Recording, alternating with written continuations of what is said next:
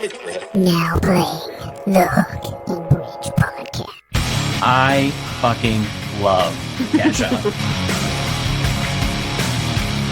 I'm telling you, I'm the worst person to have a podcast. I can barely speak.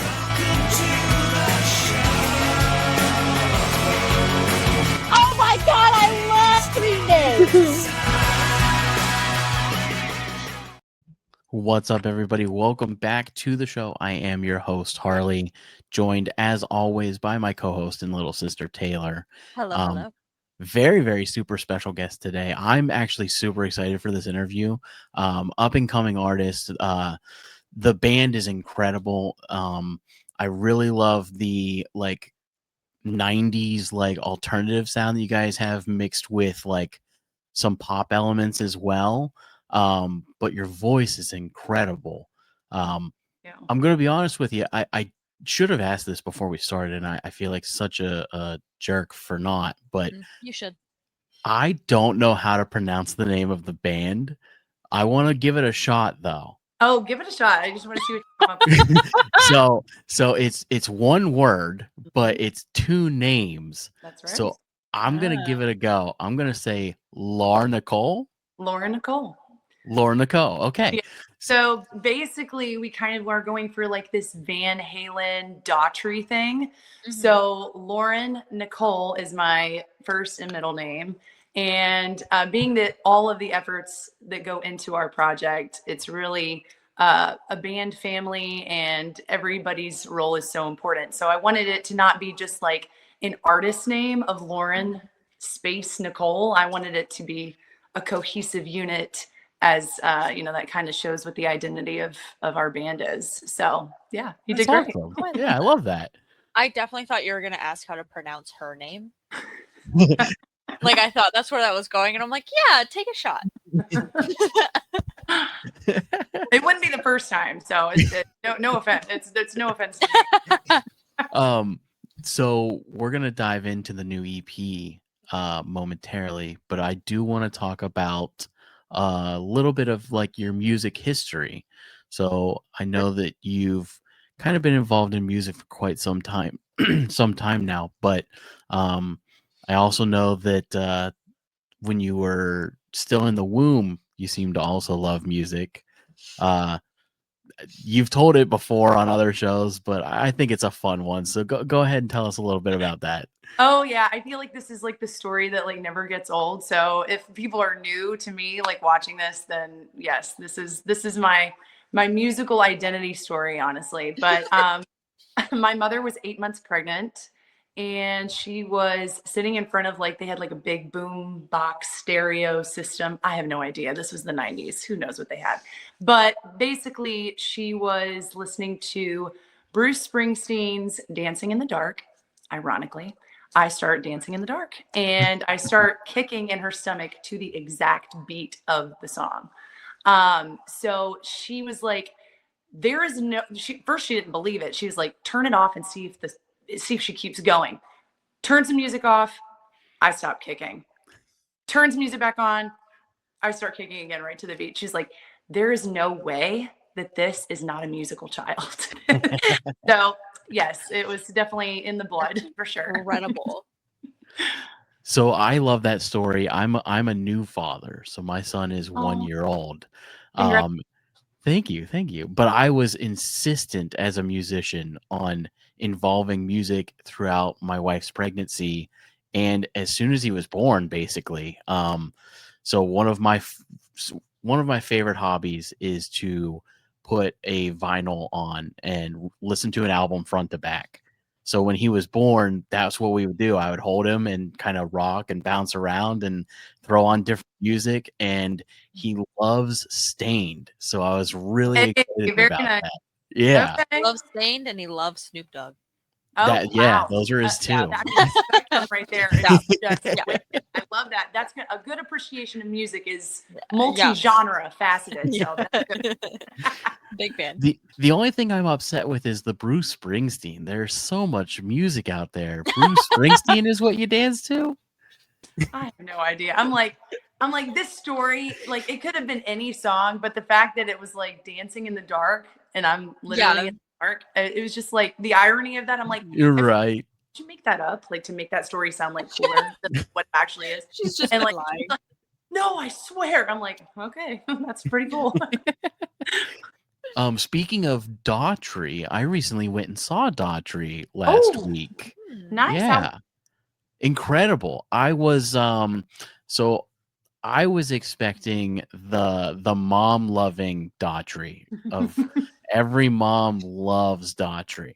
Oh yeah. I was expecting that, and I got a completely different version of Daughtry that I didn't know existed. He has went full metal, and I am here for it. I love it. It's incredible. It's The new like, album is like incredible. full black tattoos. He, Yeah. like unleashed his like alter ego or something. Right. A totally different Chris than we've known before. So he also has like every muscle known to man in that arm. It's wild. Like how much work goes into that? Like honestly, that's a lot. I don't have patience enough for that. Like I'm like, nope, I'm good. With I'm a-okay. I'm a-okay. So I listened to your earlier stuff as well. And there's one song that I want to highlight that I absolutely adore. Okay. It's called What's Next. Yeah. I think that is such a fun song. Tell me a little bit about like the writing inspiration, because I know that you're like the primary songwriter. But that song is so vastly different than most of your catalog. Is the story deep on it? It feels like just kind of like you were writing towards the masses. So I really wasn't. It was kind of a weird writing. Honestly, I didn't think that song was going to make the album. So it was one of those songs, and not because that it is like, I would consider one of like our harder, edgier tracks. But it was a song that was really difficult to get an intro for. Number one, I had no idea how I wanted to get into the song. And the first, I think, part of the song that was written was the chorus. So I kind of started with the hook and then kind of had to like tiptoe around the verses. And then the bridge was something that came, I think, almost a year later from when I had the idea of like it was something that was like very much workshopped for a while.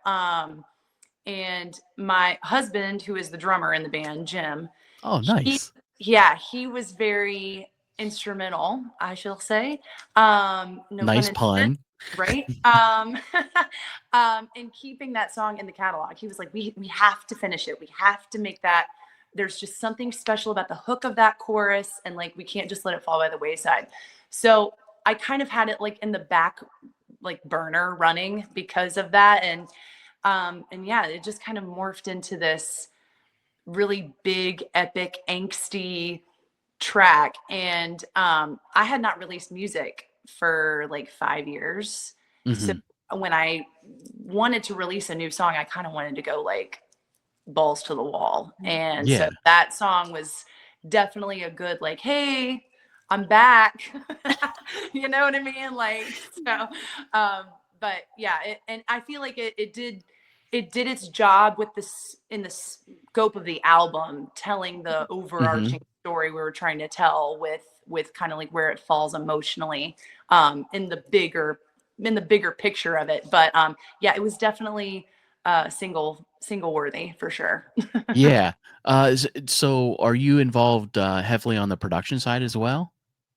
Yeah, so everything that you've heard with the new EP and the album From Within, that was basically all produced by me and Jim, the drummer. So when we go into studio, we basically like have already cut a demo with the band before we go in, and collectively as a group, we kind of sift through parts. So when we go into studio, it's like we already have done this essentially. Right. So it makes that like process a lot more smooth, but I guess in a way we're all kind of producing it because we're all putting the layering and knowing the layering that's going to kind of fit within the song. But yeah, as far as like what needs to come up in like the mix and things like that, we do have a lot of say. We are fortunate enough to work with a producer here locally. His name is Dick Hodgin, at Osceola Studios, and he is a great producer, sound engineer. He's worked with major artists like Hootie and the Blowfish from like back in the day, like so many others that I can't even like name them all honestly. But he is also the type that lets you drive. Which is Yeah. a really great thing to find if you can, because it allows you to kind of have your own creative input. But then also he has ideas that he offers that once he kind of gets a grasp for your vision, he's kind of like, hey, you know what? I hear a little bit of like this maybe and this little special here that might just make it pop a little bit more. So like circling around to like what's next, that little like cut action in the bridge. That's what I was gonna ask. Yeah. That was a Dick Hodgin idea, a producer idea that was just definitely needed, and he calls them Yeah. specials, which I love because it is, you know, you don't want to, you put that on every single thing in a song, then it loses its magic and power. So Yeah. but yeah, so it's fun working with him because he has some really good ideas too. That makes so much sense too, knowing that he's worked with like Hootie and is more of a '90s guy, because that's such a '90s move. Like, Yeah. I assume he did it with like a toggle switch on the guitar. No, I think that was like manually cutting, like Really? yeah, like chopping it out. Yeah. That's impressive. Yeah. That's time consuming. Yeah, and he's quick about it too. Like what was so weird is he actually did that when I was laying down my vocal, which we hadn't like messed with like the instrumentation. So he's like, "Hey, I know you just like did the bridge, but like hold up, I got like an idea." And so he's like over there like surgically working, and he does it in like 20 seconds. He's like, "Okay, all right, now sing it." And I'm like, "Whoa, what is going on in my headphones right now?" Yeah. That's awesome. Yeah, as soon as I heard that, I was like, I love this song. I was like, I'm such a '90s kid. So immediately I was like, Pearl Jam, Audio Slave. This is like right where I want to be. Heck yeah. So working with your husband that closely as somebody who produces a show with his wife, tell me how that is working out for you. Honestly, like he's my soulmate. Like this, it doesn't feel like work. It really doesn't. Like we do this because I've been doing music since now, you know, like literally before I was out the womb. Yep. And like he was the same with drums. Like there are video, like baby videos that his parents like bought him these like little tiny Mickey Mouse kits, you know, and he's just like standing, not even like on a throne, just like standing, like hitting the cymbal, you know, like hitting the snare at this. And so yeah, it's definitely like kismet that we work together, and like we love what we do and we pour our heart and soul into like everything with the project. So for me it's a treat because it's just like not everybody gets to have like a hobby with the person. For sure. You know? Yeah. Oh, yeah, absolutely. Yeah. It's exciting. How long have you guys been married? We just celebrated our 5-year wedding anniversary. Oh, congratulations. Thank you. Thank you. So, I believe, is this my fourth Taylor? Yeah. Yeah. This month. I also feel like you should know that information. Well, you know, She's not here. Yeah, like I feel like maybe we should stop asking me for the important dates in your life, and you should know that. You know how it is. You're supposed to know like my birthday, wedding anniversary, mom's birthday, Lindsay's birthday. Yes, Adam's that's my wife. birthday. Yeah. Adam's his son. You have a very important job, it sounds I like. do have a very important job. I have to text him and remind him to tell people. Yeah, I think the 22nd, isn't it? No, the 23rd. I know the day. 23rd. I know the day. October 23rd. Okay. Yes, it's 4 years. Yes. Yeah. Awesome. Well, congratulations. That's awesome. Thank you. Let's talk about the new EP real quick. Yeah. So what do you think is like the standout song? Because I think I have a differing opinion. Okay. Well, so that's hard to say just because they are all three very purposefully different. So being that they are on an EP all together, I feel like they are all kind of standalones in their own vein but collectively it's so difficult. Like I always crutch to State of Preservation just because it's very like in your face, again, Yeah. very out there, very catchy chorus, you know, it's got a strong hook. But on the other hand, from like the commercialization and this like cinematic feel, I really feel like Here With You is the strong song on the EP. So I don't know, I'm biased. I wrote them all, you know, it's tough. They're all my little babies. Yeah.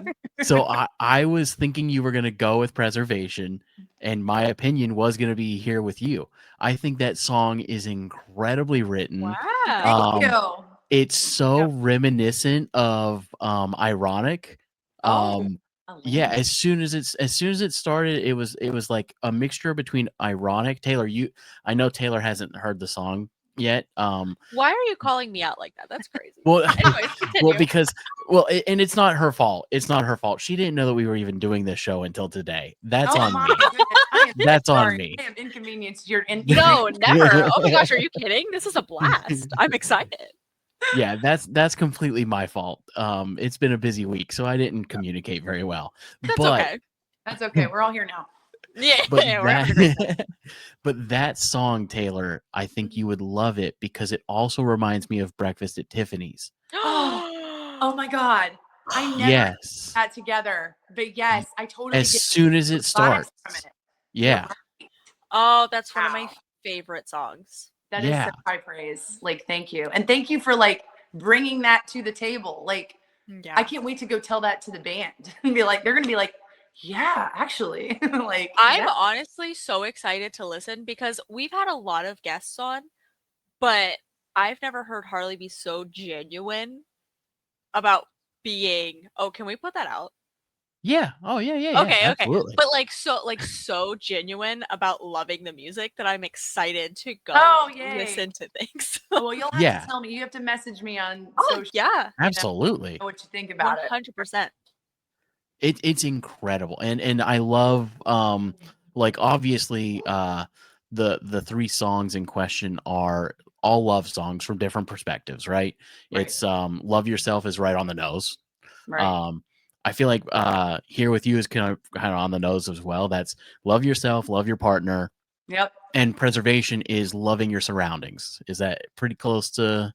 Yeah, like I consider State of Preservation like self-love. Like you're creating a happy place and you are totally unapologetic about that. Yeah. So it, you know, it's not like fear of missing out, you know, you're totally happy with the fact that I could be like watching TV for like 8 hours on a weekend and all my friends are outside and they're like texting me come out and I'm like I'm not going to, and I'm like totally okay with that. Yeah.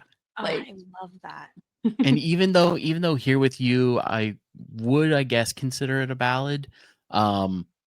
It's really teetering a line. It's not really. I mean, it is, but it's not. Right. It's kind of, yeah, it does kind of do this like dance because it's like mid-tempo-ish, but it's kind of like soft in a way that kind of makes it feel like it's a ballad. So yeah. But don't the know. lyrics in that song are awesome. I think the opening line is like it starts with one chord, leans into another. Yep. Let's walk through some of the wording that you choose. Like you are very talented as a writer, and your word choice is interesting. Thank you. So how do you craft like the what's the word I'm looking for? Metaphors and similes that you choose specifically in that song? So I have been a songwriter now for goodness, a long time. And there is always something about it that I can never really put my finger on.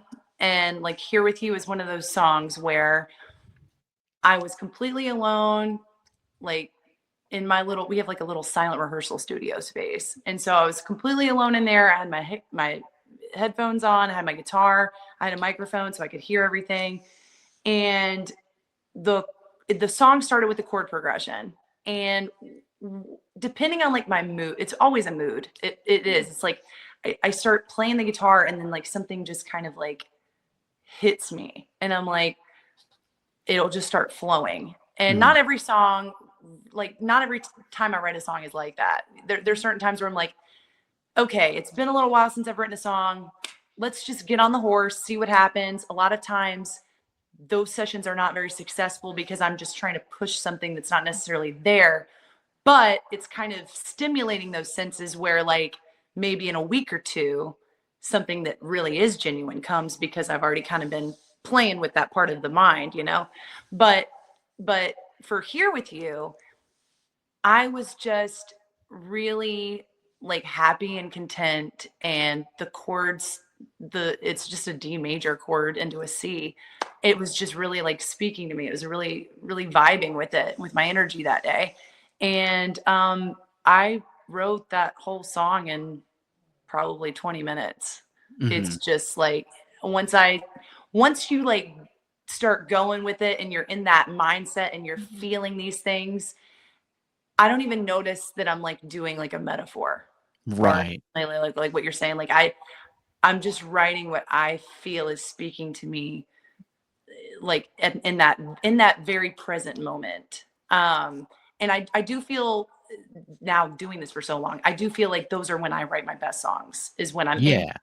special, it's like lightning in a bottle, but I have no idea how to create the lightning. It's just, it has to strike at the right time that I'm there presently waiting for it.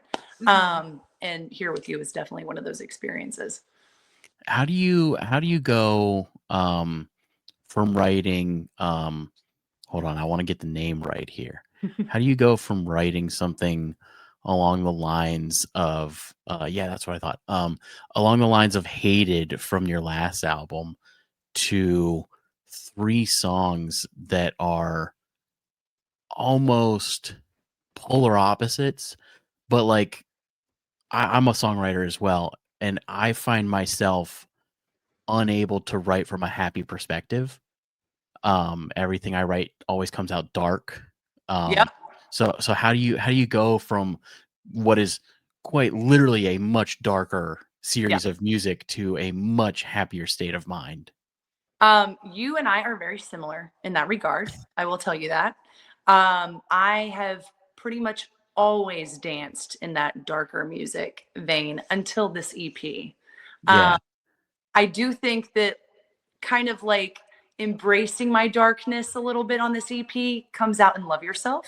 Because it's kind of got that, it's like, it's telling somebody to love themselves, but it's almost like you're telling them in a way where you're very angry that you even have to tell them that. You're like, Right. why are we having this conversation right now? Like, you should know better from everything we've been through.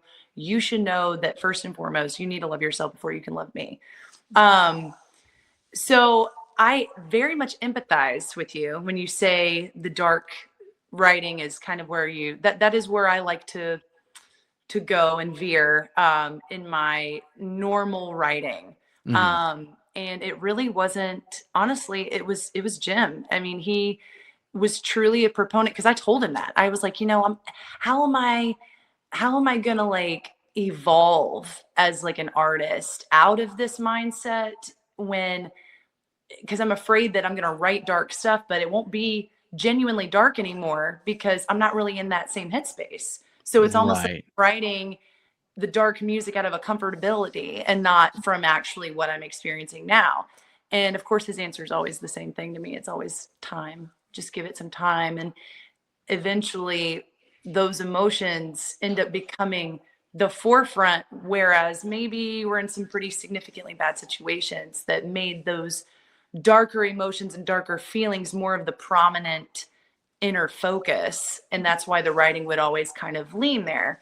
So I think that just, with time and now with this EP, it just kind of shows that inner shift that I've made as an artist, to be able to be like, you know what, I can write in a positive way and it still be like authentically me.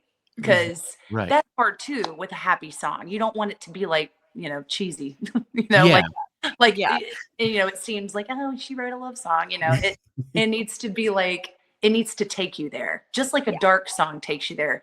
The happy song needs to take you there too. And I just chalk that up to the emotional place that you're in at the time when you write it. Interesting. Taylor, do you have any questions you want to get to before I move on? So I did, and then I got too engrossed in everything that you guys are saying, and I forgot my question. No worries. No worries. I'm sure it'll pop up. So if I randomly am like, "Hey, I need this answer Time out. right now," time out. Raise your hand. Yeah. No, I did. I did have one. Let's dive a little bit into the history. So I know we briefly touched on it in the beginning, but you've been doing music for a long time. Your first album, I believe, was released in like 2018, 2019. From Within, yes. So before that, I did many little album EPs that I kind of like took offline. There's probably some traces out there of certain things, but none of those, I call them like versions of my artistry, weren't really, it was still like flicking ideas. It wasn't quite Yeah.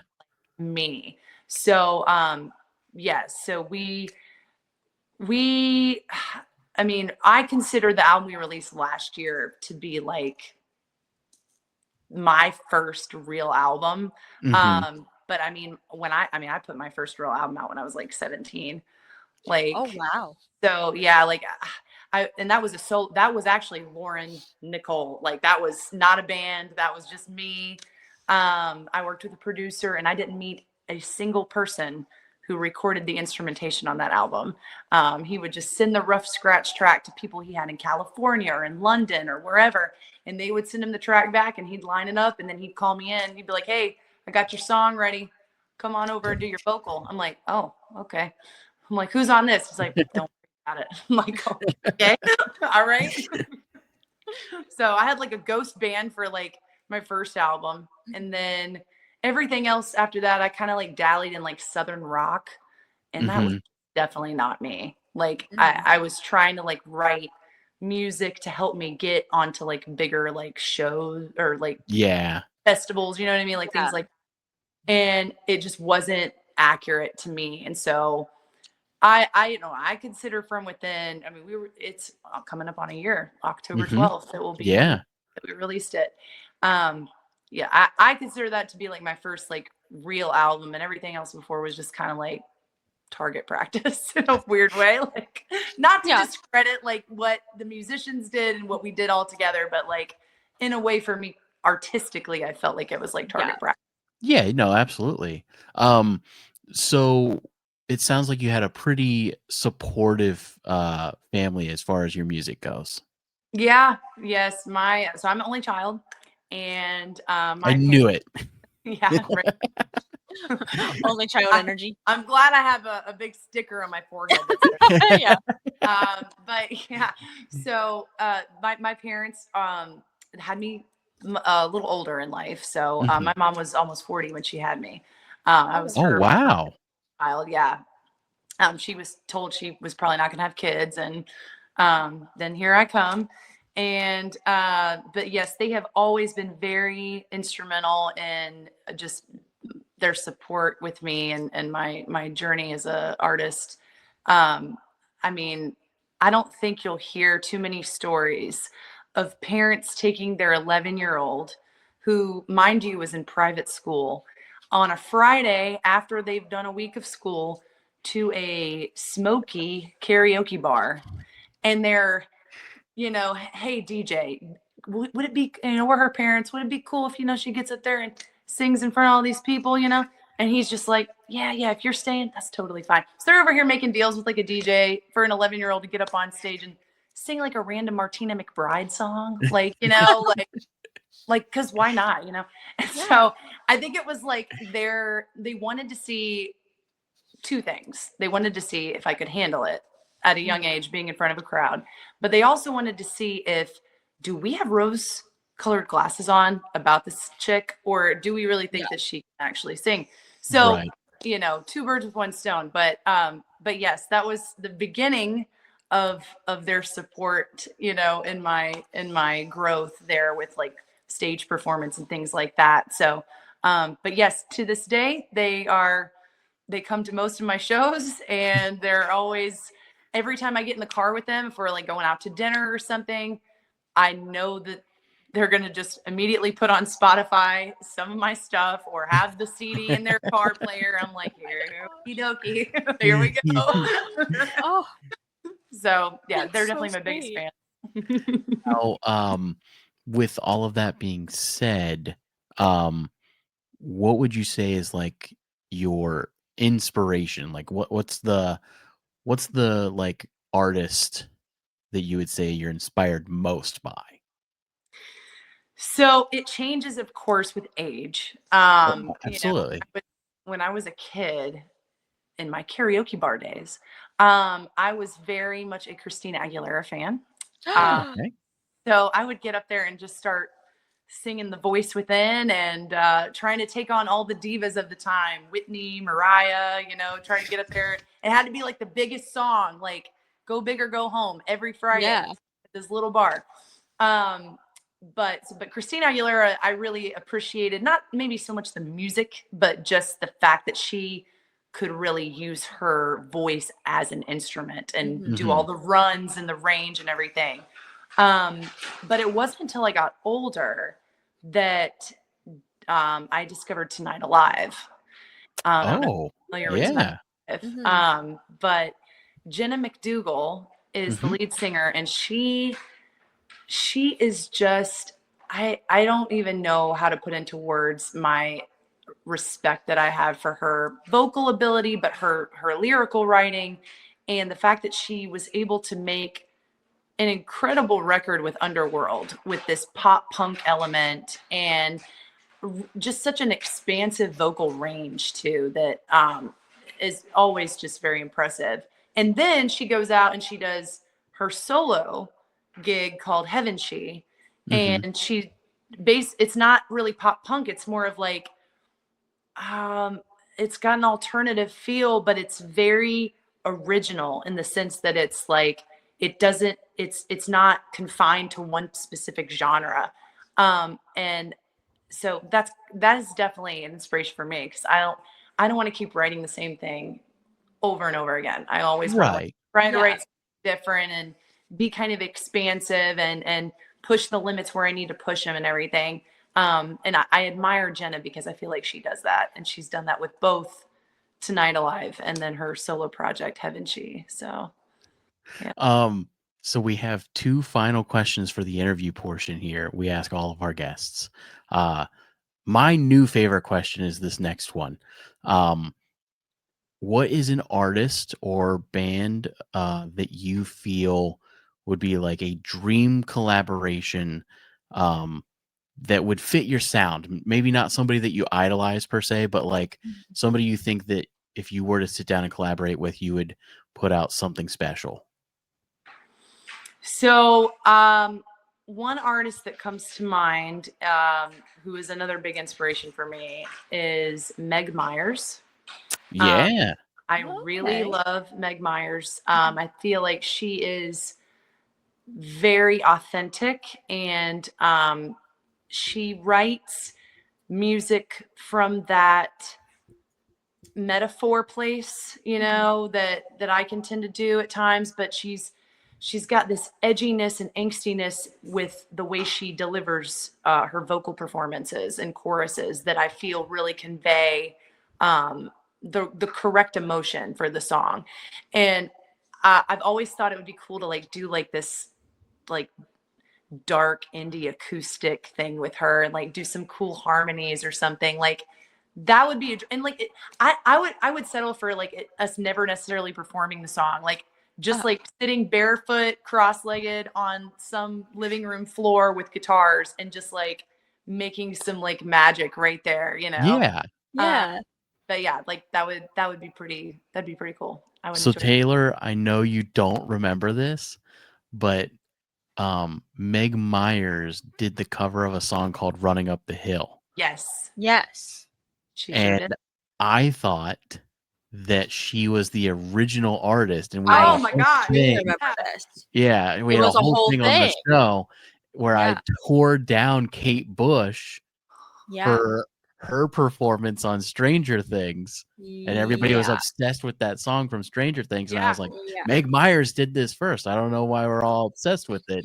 Yeah, He had no idea it was a cover. And then he came back the next week and Yeah. apologized. Yeah. So She that's did a great job. I mean, she did. I mean, listening. Was it Placebo that also did a yeah, cover of yeah. that song? Placebo also did and she did a more Placebo style, and I loved that style. Yes. Yeah, Yeah, because she's kind of that way in her music, you know, with like right. listen to songs like Desire or one of my favorite Yes, songs is Jealousy. If you ever listen to Jealousy, and it's Jealous C, like SE. right. Um, it is just in the music video. Oh my gosh, it's so good. Her acting in it. She does this like weird, like snaky thing, and I'm like, oh, it's so dark and great. I love it. Bring more of that over here, please. Like, oh my gosh, so good. So yeah, that was my Meg Myers experience. But this next question I'm actually really excited for as well. I don't normally enjoy asking this question because we get the same answer. Same Oh answer. no, I have I will also deliver not the same answer. imagine. Well, you're one of the few artists that I know that have been on the show recently that still do bridges. Yeah. Oh. In their music. Everyone. Yeah. Really? So Everyone's doing hooks. the question is, we are called the Hook and Bridge Podcast for a You are, reason. yes. I consider myself to be more of like the hook of the show. Taylor's more of the bridge of the show. I love this. So when you're producing music and writing music, what is more important to you as far as writing or producing side, the hook or the bridge of a song? I love this question. I just have to say this. Oh, you need to ask this to every person always. Like this should be the staple moment of the show. So of course a hook is very important because Mhm. that Yeah. is the catchy element. Absolutely. Yeah. You know, there's importance.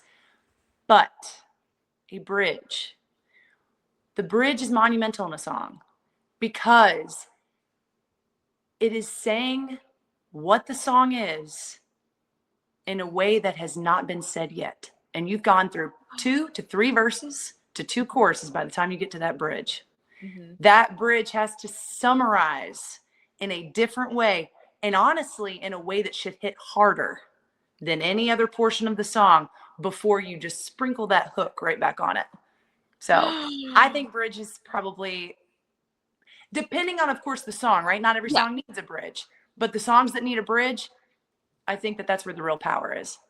I love that answer. That was that so wasn't good. an answer somebody else did. No. Well, so a lot of times we'll have artists on and they don't do bridges really Yeah, anymore. so A they're lot like, of people "Oh, will be it's like, the "Oh, it's hook." obviously the hook." Yeah, the Um, hook is the only important part to him. yeah. No, Which I is think it's sad. very monumental. For Yeah, sure. I love a bridge. I Yeah. do.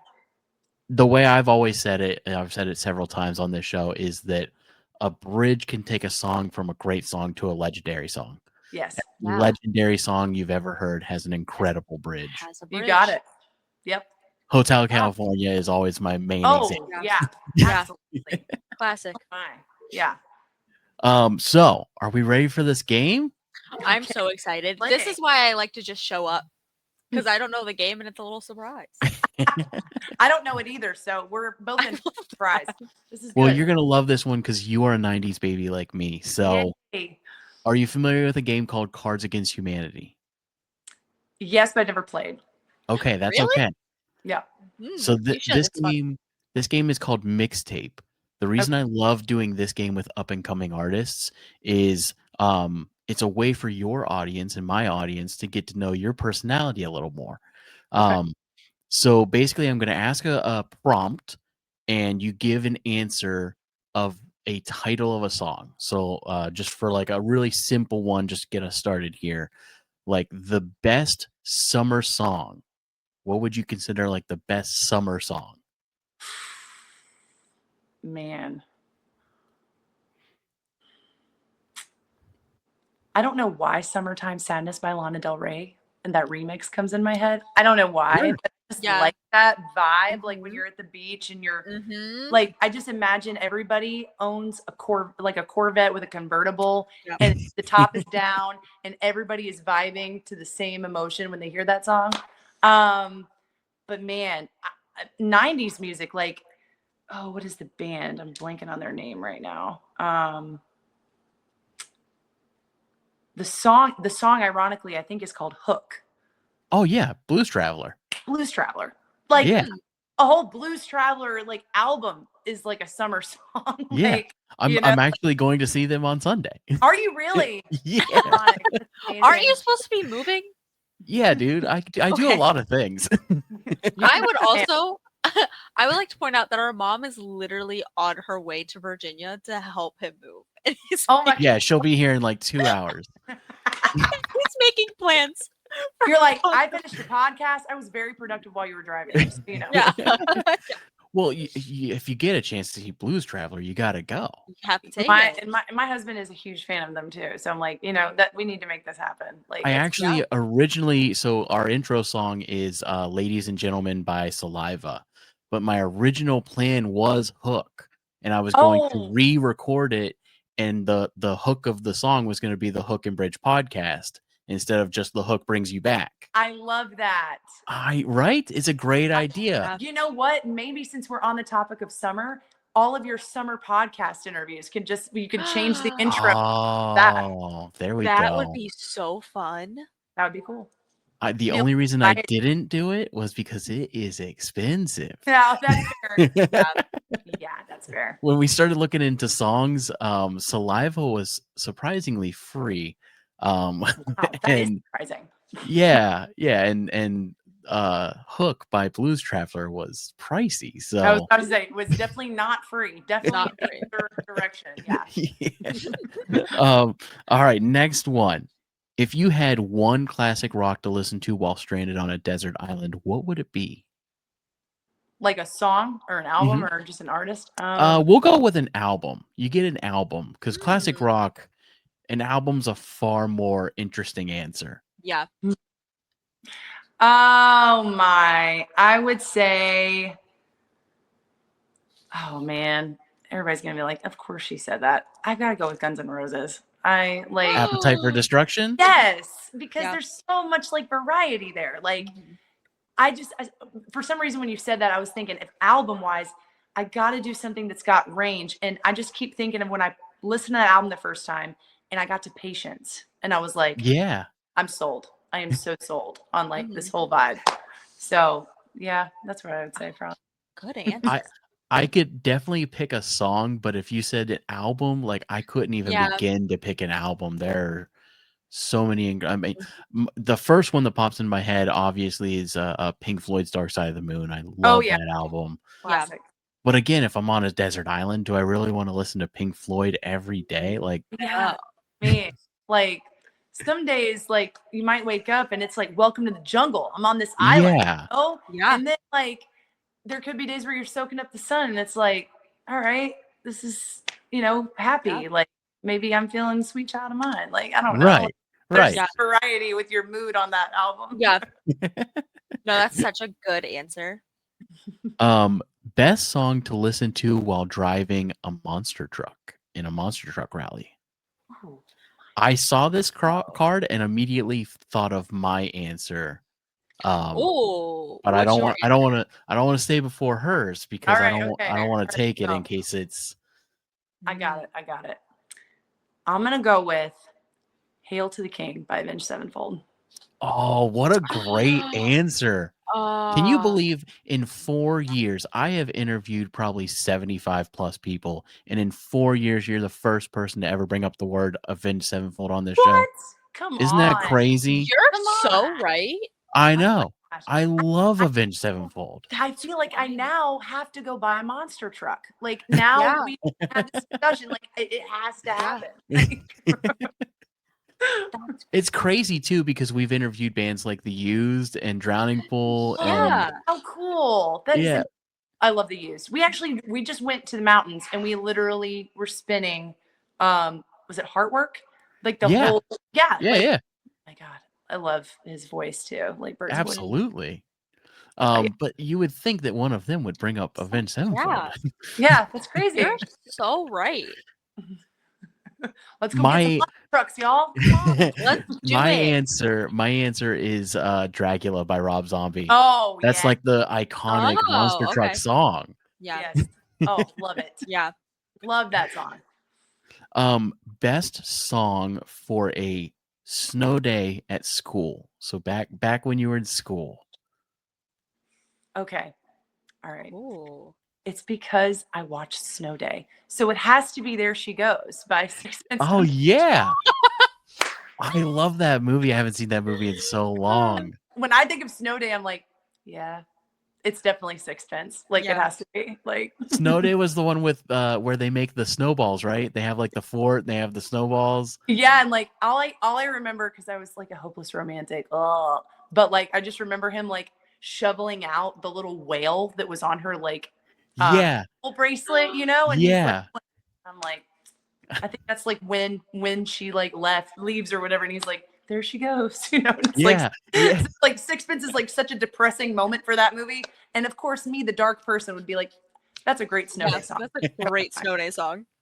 Getting the feels. Yeah, totally great. That's funny. Oh, here's an interesting one. Best song for a woman's rights march. Oh. Ooh, that's tough. Ooh. We need like a real like strong like feminist song. Yeah, I like was gonna say like Roar by song Katy or- Perry. Oh, Okay. I mean, I mean, you're gonna hear them roar. Like they're I gonna... was gonna say Woman by Kesha, but Oh, okay, all right. Roar, Okay. yeah. I was Roar's thinking also Hailstorm. Anything by Hailstorm. anything. Oh, I Am the Fire. Yes. Oh, there you go. Yeah. That would be great. Very Oh, epic. I love Hailstorm. Me too. Great. If you had one country song to listen to while on a desert island, Oh, so you get one. Desert We'll or stick with deserted? song. okay. Deserted. Deserted? Okay. Yeah. Yeah. That because it changes the song. What Hurts the Most by Rascal Flatts. Oh wow.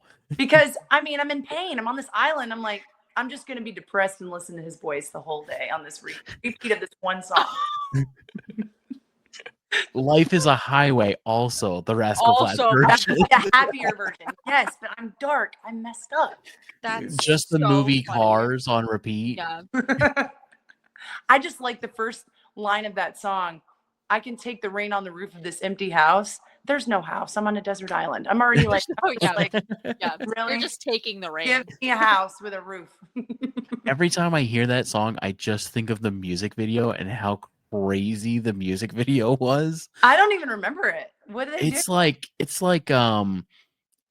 about like somebody's boyfriend dying in a car crash. I suddenly regret mentioning the song. It was crazy. That's But it didn't have wild. anything to do with the song or the premise of the song. It was like, why are we showing like this tragic car crash? You know, this is sounding very familiar now. Isn't like the band shots? Aren't they like performing in the rain? Yes, yeah. And then she's like remember- in the house and she's like staring at the photograph, and like he gets in this horrible car accident and it has nothing to do with the song. That is wild. That's legit wild. yeah. The I wonder whose creative 2000s, idea that dude, was. the 2000s, like CMT in the 2000s was Yeah. wild. It really legit was like We were obsessed in the 2000s with Jack Ingram's version of Lips of an Angel, Yeah. oh yeah, and it was just Yeah. a song about cheating on your wife, like Yeah. full on. like Listen to it today, actually. yes, Yeah. it's bad. No, and then what about what was the other one that Hinder did? Get Stoned. Better Than Me? Oh, Better Than Me. Yeah. About him with the chick in the dressing room and stuff? Yeah, Like, yeah, I'm like, yeah. what you guys are like writing in this very, very specific vein. Like, Yes. like, you know, expand your range just a little bit. A Like, very niche population for them. very niche. Yes. Yeah. I Well, wanna know. some would argue maybe not that niche. That's fair. That's fair. I wonder if he was married when that album came out. You know what I mean? Like, if I was that I'll wife, tell I'd be you, like, it "Hey, we gotta wasn't- talk." It probably Yeah. didn't last very long after that. Like, Yeah, No. that's a hell of a way to find out, though. yeah, That'd be crazy. that is true. Unless like you think Um, she was just oblivious. She listened to the album. She's like, "Ah, it's great." Yeah. So, first song you knew that you would get in trouble for listening to. Ooh. So that's a difficult. That's difficult because my mother and my father were very open with what I could listen to. Really? See, I Wow. was thinking with older parents, they would be much more reserved. Yeah. They so my mom is a very creative type. So like when I say creative, like she comes from a background of figure skating. Mhm. Like she was a Oh, wow. figure skater. She That's taught awesome. skating. Yeah. And so she would actually my cousin was a national medalist and he did tours in Europe with like different skating associations and teams and stuff. And when he was younger and she was bringing him up, she would do his like choreography for his skating Yeah. programs and she'd like design his like outfits and stuff.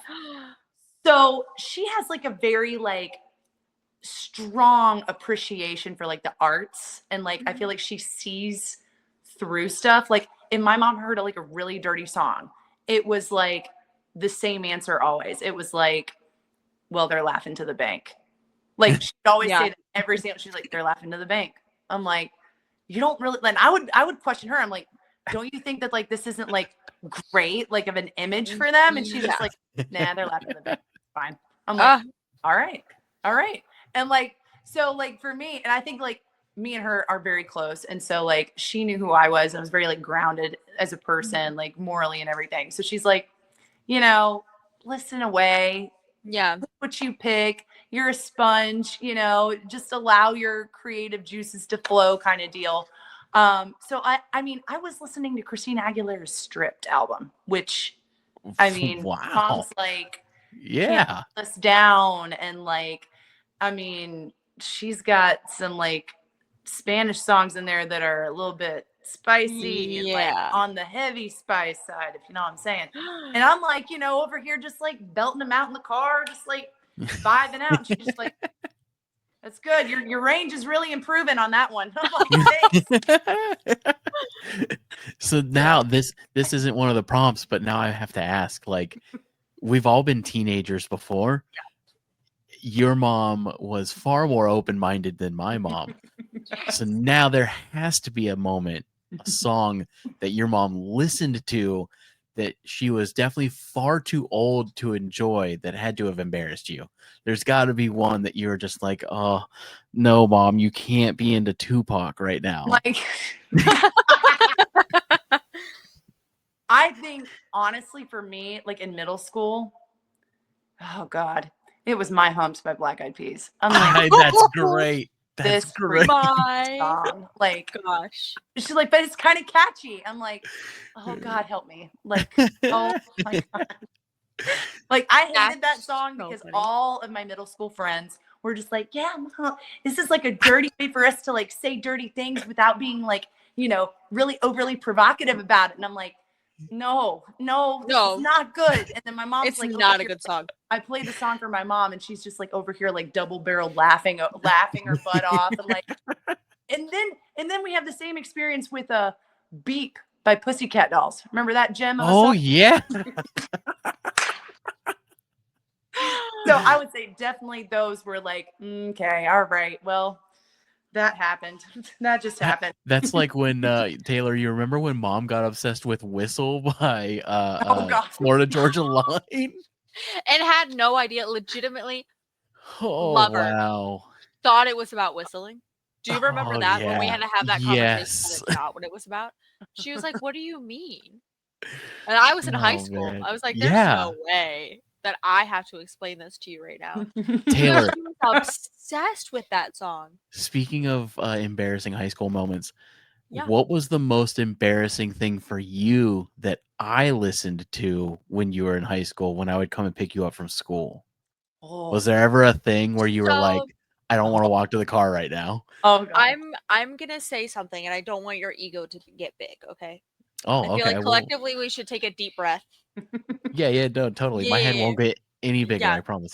I wanted to be you so bad because you were the Aw. coolest person to me. So I was never embarrassed. I was That like, is yeah, like blare it. the sweetest thing ever. That is Yeah. really like the sweetest thing ever. Yeah, Oh, because he God. would pick me up in his little, what was it? What car was it? It was a 93 Firebird. Firebird. It was a 2-door and it sat so low, Yeah. and he would be blaring all kinds of music. Nirvana, Oh, yeah. Here Come the Mummies. What's Yep, the other yep. one? Electric Six. Electric Electric Six, Six, that was a big Metallica. one. Heck Metallica. yeah. Yeah, and I just thought you were so cool, and I was like, this is awesome that this is my ride home. Like, that's sick. You're like Anyways, walking away from your friends and you're like, that's my brother. that's my brother. That. Yeah. That's I pretty also cool. didn't have friends, so like take that as you will. You know what I mean? Yeah. Girl, you and me are covered in the same cloth. Legit. Yeah. Like Yeah. the I feel like the original people, you know what I mean? Yeah. We just, and Where the it's bridges. okay, There was Yeah. like a few years where we were just like, it's a little sad. And then we're like, you know what? I wouldn't have it any other way though. Yeah. Like, I truly. enjoy. Like, I am unapologetically myself, and I love that. and I love that because I'm the same way. Yeah. So Exactly. This is a great show. I'm having I'm such having a fun really time. good time. I know, me too. Like, This is fun. All right, we have one more. Ooh. ooh. Oh wait, no, we already did that one. Oh, we're out. no. That's it. That was No. it. I'm so sorry. That's so sad. That's crazy. I almost asked you what your favorite summer song was again. Oh, we already knew. Blues Traveler. I got it right this time. Good job. Well, Lauren, thank you so much for coming by and hanging out with us. Thank you for having me. This has really been a lot of fun. Now, are you doing any touring? No, we're kind of staying local to Raleigh, North Carolina right now. I mean, if we You're do Raleigh local. say that again. You're from Raleigh. Yeah. She's so close to you. You're I'm like jealous. 4 hours away. Oh, wait, where are you? I'm like Virginia Beach area. Oh my gosh. Yeah. Like this is like great. Yeah. We're Yeah. So like jealous. neighbors. Like, Yeah. I feel like my two friends are being best friends together, and I'm in a different state. That's Yeah. great. Taylor's in Florida. I'm in Oh, Florida. you need to come up this way. It's I okay. agree. Yeah. Come this way. Yeah. It'll be good. It'll be good. But no, like if we do any touring, I would say, we all kind of have like day jobs and, roots and stuff. Yeah. So our passions are really just putting out music that we feel and getting into studio and releasing stuff when we can. And we, of course, perform locally, but like if we were to expand, I think it would be more on like a regional level, like Mhm. Yeah. maybe coming to your neck of the woods at some Yeah. but yeah, and sky's the limit. I can never. It's such a difficult question to ask because I never know where this crazy musical path Mhm. will take me. But Yeah. we're so open minded to the opportunities that may potentially arise. So nothing is Right. limits. Yeah. Well, the EP is called Preserve Love Here, right? Yep. And I absolutely love it. I love all of your guys' work. I truly, I love the EP, but I do think From Within is such a phenomenal album. I know we didn't dive super deep into it because I wanted to focus on the EP, but if you're listening, definitely go check that one out because I think front to back that album's awesome. So, Thank you. thanks for keeping rock alive, by the way. Yeah. Absolutely. That's what I'm here for. Yeah. I will never not do that. Yeah. All right. Well, it has been an absolute blast. Thank you so much for Yeah, joining so us, much Lauren. fun. Thank you both. Take care. All right. All right. We'll see you. See ya. Bye.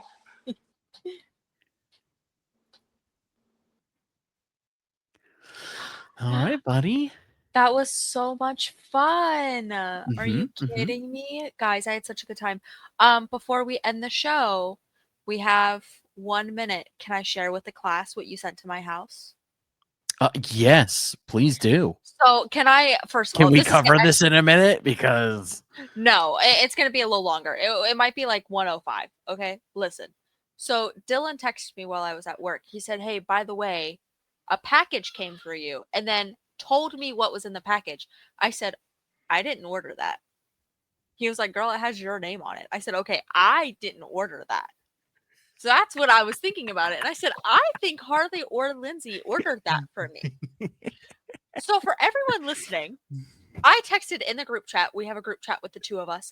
And I said, "Did you guys send something to my house?" And Lindsay said yes. And then Harley told me to learn how to read. They sent The Story of My Life by Helen Keller. Sent this to my house. And I said, I will gladly read Anne's book. Because you're not going to tell me she didn't write it. Also, we all have beef, and I can share this with the internet. I'm sharing it. Harley had the audacity to call one of my best friends. Oh, we're talking about the Taylor Swift thing? Called and then tried to bring up Helen Keller. To which Miss McKenna White said, no, sir. From my understanding. That is not how it went. That is not how it went. Because she called me after and said, you'll never guess what your brother just asked me. Because her and I were also talking about it right before you called her.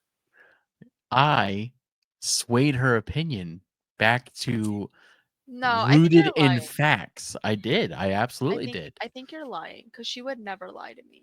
Hey, I'm telling you the fact. You're lying. And fact is, she said, "Oh, I didn't know that about her," and then I gave her the whole spiel about everything. I also, she was talking to one of her friends about it, and just for fun, like brought it up, and was like, "Oh, how do you feel?" And her friend literally turned around. She took a video, turned around, and got so animated about this. And was so passionately on my side that I was like, oh, that's so funny. Because also, I need everyone listening. I just think it's a funny thing, and I like to understand people's opinions. Do you know what I mean? Like, it's just a fun thing. It's like, yeah. Anywho, no, so I think that's so funny. I was going to start asking customers today at work, but I don't know if it's I have started asking everyone. During the live show, it was the first thing that I talked about in our live show. Also, can we please talk about how this book is only 145 pages? Only? Give her a break. She couldn't see. She did, or hear, and she didn't write it. Hey, those are some strong words there, buddy. I can't. I want to hash this out. I really do. No, I physically can't. I'm so hungry. Yeah. I'm so hungry. We can't. It's not even a hash out. It's just a fun little thing. It's not that deep. Yeah, no, but we got to keep it going for the audience. They love it. Oh, you're right. You know what? Helen Keller wasn't real. This is the breaking point of the show. We should have asked Lauren. Can we? Oh, should we start doing that as a third question? Can I ask? Yes. It's like that one episode of what is it? Impractical Jokers, when Sal's interviewing his niece and she was like, so why haven't you enlisted in the army yet? Do you not want to defend the country or something like that? That's how I feel. Like, you ask fun questions and like, how do you feel about Helen Keller? Literally, I asked everyone at the live show, do you believe in Helen Keller? That's not the question though. And then this one lady goes, wait, like as a person? She was a real person. And I was like, no, do you think like all the stuff she did was real? And she was like, oh yeah, no. Anywho, we should ask Lauren. That's crazy. Oh, we'll have her back on just for that question. No, Lauren was great. That was a fantastic interview. I had a blast. Fun. I loved her energy. Yeah, she's I had my a girl. blast. And I'm excited to listen to her music. Dude, I hope you love it. I think it's super good. I'm like genuinely like really excited to go listen to it. Hell yeah. Anywho, okay guys, I hope you enjoyed today's episode. Give it a big thumbs up, subscribe, and don't forget to hit that bell notification so we can be notified every time you post. Wait, hang on. So you can be notified every time we post a video. And as always, check out the Instagram, check out the YouTube, check out our website. We've got a merch page, all of the good things. The merch page will be active soon. It hasn't been active this whole time. That's funny. Because I was buying and selling a house, so I couldn't set up a PayPal account. So now all of that will be done here soon, and I'll be able to set up the PayPal account, and then people can start buying merch. That's really fun. Yeah, but also the next time we do this, I'll be in a new location. It'll be brand new. Exciting. Yeah. I love that. All right, I heard that your baby was baffled that everything was out of your house. That's he came in and he was like, He came in and Lindsay said he kept going, that word there. Anywho, Dude, he's gotten so fun. he was really fun. When she called me, his little face, I said, "Hi, buddy." He went. and he, got on the he also has started saying no, but Yeah, like no. going like this, like understanding. Like if I'm like, Yeah. "Hey, do you want this?" He's like, "No, not really, dude." Not for me. He said chicken. Yeah, his vocabulary is getting pretty good. I think that's because of me. Not to You brag, think? but I talked to your baby nonstop for 8 months straight. I mean, time he woke up until he went to bed, I talked to that baby. There you go. Yeah, he went chicken, and I went, huh? That's a 2-syllable. Anywho, all right, let's get off here so you can go eat dinner. All right, buddy. Thanks for hanging out. I'll see ya. Okay, bye.